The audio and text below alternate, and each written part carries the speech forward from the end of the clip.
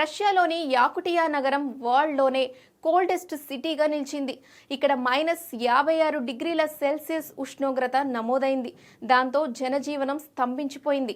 Siberia రీజియన్లో ఉన్న ఈ నగరంలో ఉష్ణోగ్రతలు రానున్న రోజుల్లో -60 డిగ్రీల సెల్సియస్కు చేరుకోవచ్చంటున్నారు వాతావరణ నిపుణులు. యాకుటియా నగరంలో చలి ఎంత తీవ్రంగా ఉంటుందంటే గాలిలోని తేమ వెంటనే గడ్డకట్టి మంచు పొగలా మారుతుంది. దీనివల్ల కనుచూపు మేర ఏమీ కనిపించదు. బయటకు వస్తే కేవలం నిమిషాల వ్యవధిలోనే కనురెప్పలపై మంచు గడ్డకడుతుంది. వేడివేడి నీటిని కూడా గాలిలోకి చల్లితే ఆ నీరు కింద పడకముందే మంచు స్ఫటికాలుగా మారిపోతుంది.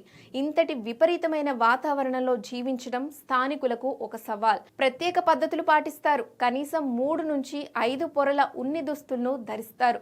మొహం మొత్తం కప్పేసి కేవలం కళ్ళు మాత్రమే బయటకు కనిపించేలా జాగ్రత్త పడతారు. మరోవైపు యాకుటియా నగరంలో కార్లలో ఉండే ఇంజిన్ ఆయిల్ గడ్డ కట్టకుండా ఉండటానికి వాటిని ఆఫ్ చేయకుండా 24 గంటల పాటు ఆన్ చేసి ఉంచుతారు.